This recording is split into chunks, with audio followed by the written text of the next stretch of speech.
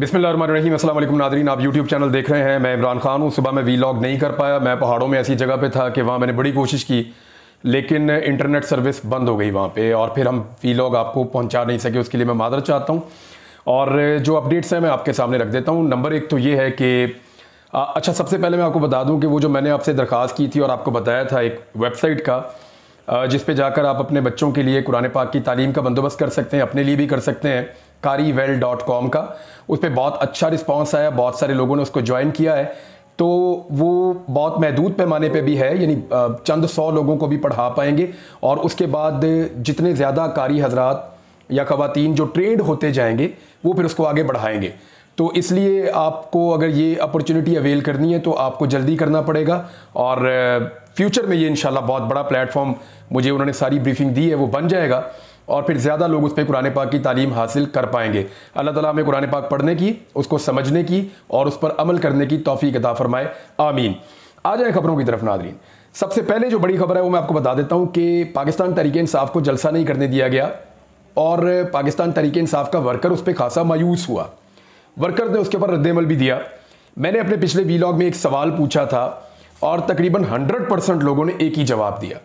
सबका ये कहना है कि मौजूदा लोगों की मजबूरियां हो सकती हैं। कुछ लोगों ने कहा जी ये परेशान हैं, मजबूरियां हैं, बहुत सख्तियां देखी हैं और एक फस्तायत भी है, ये फैसला करने पे वो मजबूर हो गए। कुछ लोगों ने सख्त अल्फाज बोले मौजूदा क़यादत के बारे में, लेकिन सब लोगों का एक बात मानना था। सब ये कह रहे थे कि इमरान खान होता तो अपना जलसा कभी भी मनसूख ना करता। बलूचिस्तान में एक दफ़ा इमरान खान साहब का जलसा था, उन्हें आखिरी वक्त तक रोकते रहे। बारिश भी हो गई थी, हालात बहुत ख़राब थे, आखिरी वक्त तक दहशतगर्दी का नाम ले लेकर उनको रोका गया, लेकिन उन्होंने कहा मैं जाऊंगा। और कासिम सूरी साहब उस जलसे की मैनेजमेंट कर रहे थे। इमरान खान साहब गए और उन्होंने जाके क्वेटा में जलसा किया। आखिरी वक्त तक उन्हें मना कर रहे थे, तो सिक्योरिटी के नाम पे भी उनको नहीं रोका जा सका। तो उनके लिए बड़ा मुश्किल होता है इमरान खान साहब के लिए, जब वो स्टेप ले ले तो वापस पीछे जाना, खासतौर पर जहाँ पर पब्लिक को बुलाया हुआ हो। लिहाजा इमरान खान साहब कभी भी जलसा अपना मुआखिर ना करते, ये लोगों की राय है और मैंने आप तक पहुंचा दी जिम्मेदारी के साथ। बैरिस्टर सैफ, ये है जी तर्जुमान कह लें या मुशीर कह लें इतलात के, या वज़ीर इतलात हैं खैबर पख्तूनख्वा के। उन्होंने बड़ा क्लियरली एक बात की है कि अदालती फैसले पर अमल दरामद ना हुआ तो अनकरीब इस्लामाबाद की तरफ मार्च करेंगे। कल पीटीआई का जलसा मुअत्तल करना जुल्म और जबर और गैर आईनी है। जलसे से मुताल्लिक अदालती फैसले का इंतजार करेंगे। उन्होंने कहा कि पीटीआई की अवामी ताकत ने जाली फार्म 47 की हुकूमत और ऐवानों को हिलाकर रख दिया है। पीटीआई के जलसे के ऐलान ने जाली हुकूमत को घुटने टेकने पर मजबूर कर दिया।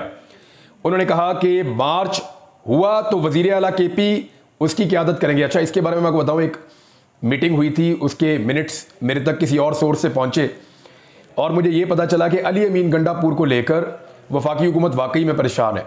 यानी उन्हें यह लगता है कि इससे पहले जब भी कभी खैबर पख्तूनख्वा से मार्च इस्लामाबाद की तरफ बढ़ा है तो जो मेन मार्च होता था उसको एक दफ़ा परवेज़ खटक साहब लीड कर रहे थे, एक मरतबा इमरान खान साहब और उसके अंदर जो है महमूद खान और परवेज़ खटक, ये सारे लोग मौजूद थे। और दूसरा एक मार्च का हिस्सा जो चलता है डीआई खान से और वो सी पैक वाले रूट से होता हुआ अटक की तरफ से यहाँ से दाखिल होता है, तो उसके रास्ते में ज़्यादा रुकावटें डालने के बावजूद अली अमीन गंडापुर को आज तक ठीक ठाक रियासती वसाइल इस्तेमाल करने के बावजूद रोका नहीं जा सका।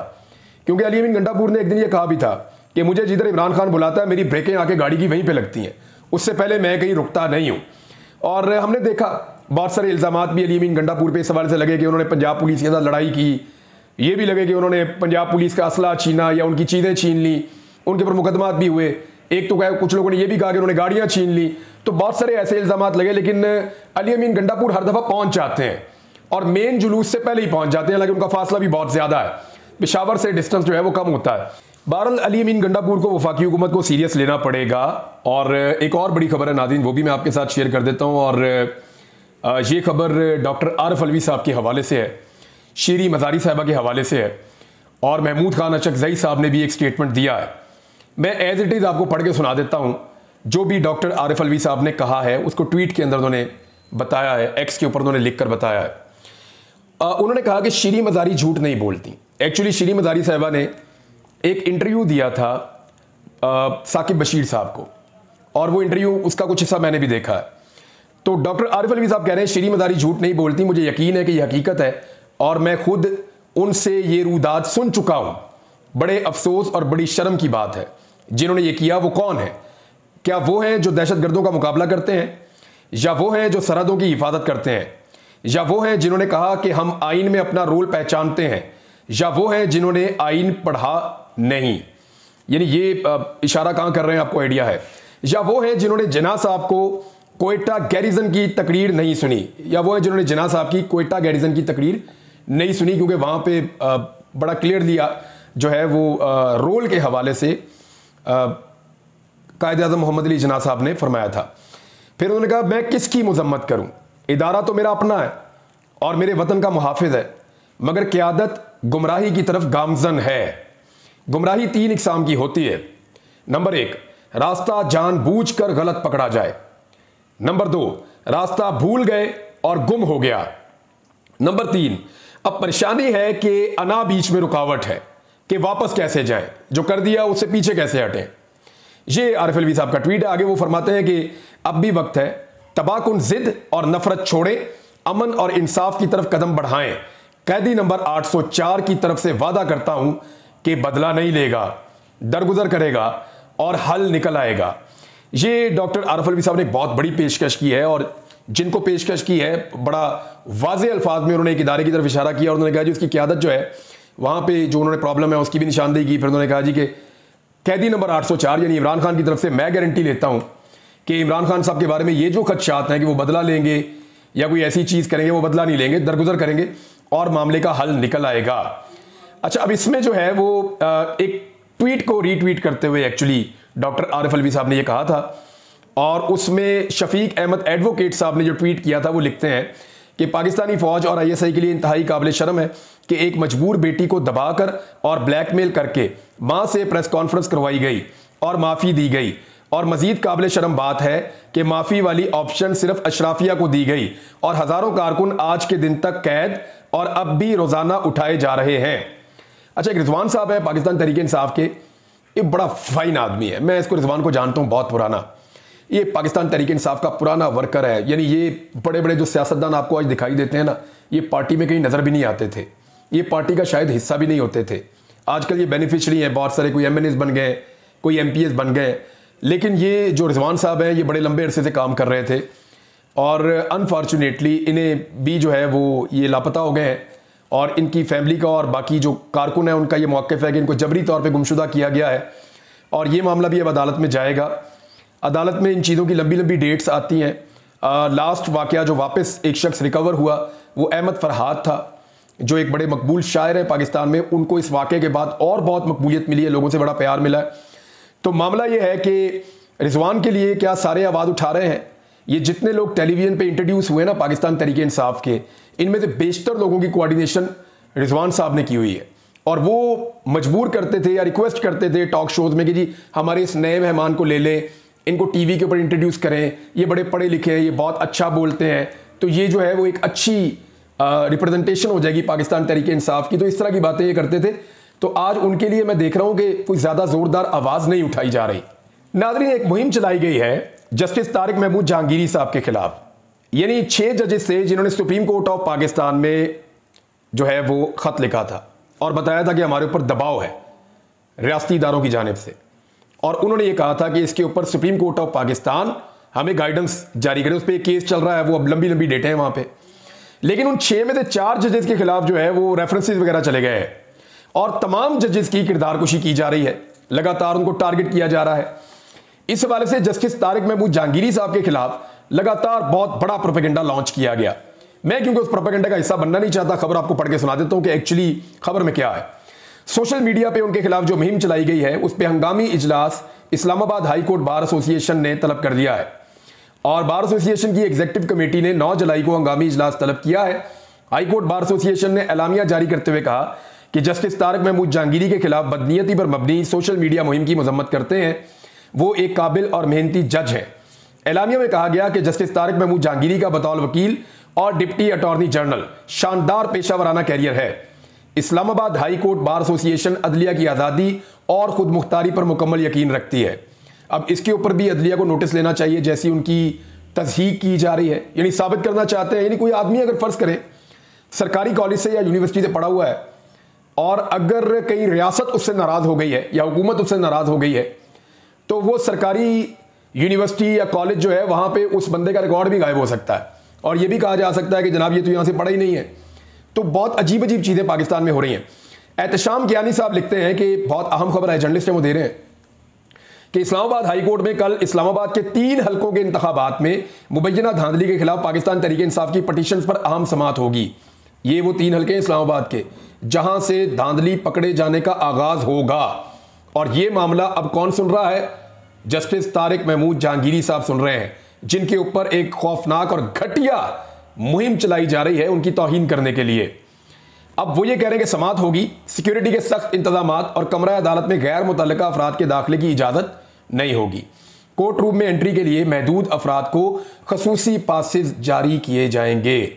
तो ये मामला मंतकी अंजाम तक अगर पहुंच गया ना तो इस्लामाबाद की नशिस्तों के बाद पूरे पाकिस्तान की नशिस्तों के ऊपर काम शुरू हो जाएगा, बशर्ते कि सुप्रीम कोर्ट ऑफ पाकिस्तान इसके अंदर कोई हर्डल क्रिएट ना करे। और जो असल तरीकाकार है, यानी अगर आपने बनाना है एक कानून नया और आप बनाना चाह रहे हैं, आपने बना दिया है कि रिटायर्ड जज केसेस सुन सकते हैं, तो वो अगले इलेक्शन के लिए रख दें। आप जो पिछला इलेक्शन हुआ उस वक्त जो कानून था उसके मुताबिक जजेस को सुनने दें, ट्रिब्यूनल्स को उसके मुताबिक सुनने दें। एक्चुअली तो ये होना चाहिए और सुप्रीम कोर्ट को इसके ऊपर ये फैसला देना चाहिए। नाज़रीन, राणा सनाउल्लाह साहब ने एक और दावा किया और उन्होंने कहा कि 9 मई के वाकयात में पाकिस्तान तहरीक इंसाफ को बैरूनी मदद हासिल थी। अब ये उनका दावा है, देखें, और दावा उनका सामने आ रहा है 1 साल और 2 महीने के बाद, यानी 1 साल और 2 महीने के बाद राणा सनाउल्लाह साहब को पता चला, उस वक्त वो वज़ीर दाखिला थे। अब वो ये कह रहे हैं कि पाकिस्तान तहरीक इंसाफ को बैरूनी मदद हासिल थी और हंगामा आराई और अफरा तफरी के लिए पाकिस्तान तहरीक इंसाफ को बैरूनी मदद हासिल थी। जो कुछ भी किया इसके लिए बैरूनी फंडिंग हासिल थी। दुश्मन ममालिक तहरीक इंसाफ के जरिए पाकिस्तान में अफरा तफरी चाहते हैं। अगर काबीना ने फैसला कर लिया तो पीटीआई को बैरूनी मदद के सबूत भी पेश किए जा सकते हैं। राणा सनाउल्लाह का कहना था कि बानी पीटीआई को अदालत ने इजाजत नहीं दी कि जेल में सियासी कॉन्फ्रेंसेज मीटिंग्स करें। इमरान खान को यह इजाजत नहीं कि वो जेल में रहकर ऐसी मनसूबाबंदी करे कि बाहर अफरा तफरी हो। नवाज शरीफ पर माजी में पाबंदी लगाई गई थी कि वो जेल में किसी से ना मिल सकें। अच्छा, नवाज शरीफ साहब से अगर पाबंदी लगी थी तो मुशर्रफ दौर में लगी होगी, डिक्टेटर के दौर के अंदर तो ये पाबंदी लग सकती है, लेकिन इमरान खान साहब के दौर के अंदर मैं खुद इस बात का गवाह हूं और बहुत सारे सहाफ़ी इस बात के गवाह हैं। इमरान खान के दौर में नवाज शरीफ ने जब सहाफ़ियों से मिलना होता था ना तो बहुत बड़े पैमाने पर 1-1 दर्जन 1.5 दर्जन सहाफ़ियों को बुलाया जाता था। मियाँ साहब सेंटर में बैठ जाते थे, एक लाइन इधर लगती थी, एक लाइन इधर लगती थी। सहाफ़ियों के साथ मियाँ साहब बाकायदा घंटों गुफ्तगू करते थे। और उसके अलावा जो अपने रिश्तेदार हैं मियाँ साहब के, वो तो बगैर पूछे रोजाना वहीं मौजूद रहते थे। सारे खाने उनके घर से आते थे और उनको वीवीआईपी किस्म का उनको स्वीट मिला हुआ था जिसके अंदर तमाम फैसिलिटीज थी। तो इमरान खान के साथ तो मुकाबला किया ही नहीं। जहां मुशर्रफ के दौर में हो सकता है कि नवाज शरीफ साहब पर पाबंदी लगी हो, लेकिन इमरान खान के दौर पे ऐसी कोई पाबंदी नहीं थी, क्योंकि नवाज शरीफ साहब ने जो मुलाकातें की हैं इमरान खान साहब के दौरे हुकूमत में, वो मुलाकातों का वर्ल्ड रिकॉर्ड है जो नवाज शरीफ साहब ने लगाया था और वो वर्ल्ड रिकॉर्ड मौजूद है। आप उसको चैलेंज करना चाहते हैं जाके कर लें, लेकिन रिकॉर्ड निकालें और बताएं कि क्या नवाज शरीफ साहब ने तारीखी नौयत की सबसे ज्यादा मुलाकातें जेल में रहते हुए की हैं या नहीं की। इसका जवाब आप दे दें। एक और चीज है जी कि अंधाधुंध इश्तिहारात दे रही है पंजाब हुकूमत। किसानों की कमर तोड़ दी, मजदूरों की कमर तोड़ दी, गरीब आदमी को पीस के रख दिया, तनख्वाहदार तबके को धमकियां लगाई कि टैक्स तो देना पड़ेगा, आम आदमी को निचोड़ के रख दिया। सरकारी अफसरान जो हैं वो अपना बजट से घर नहीं चला पा रहे। ऐसी सूरत हाल में सबसे ज्यादा वो इश्तिहारात भी दे रहे हैं। यानी पाकिस्तान में अगर कोई हुकूमत सबसे ज्यादा इश्तिहार देने का मुकाबला है तो वो पंजाब हुकूमत का सिंध हुकूमत के साथ हो सकता है या वफाकी हुकूमत के साथ हो सकता है।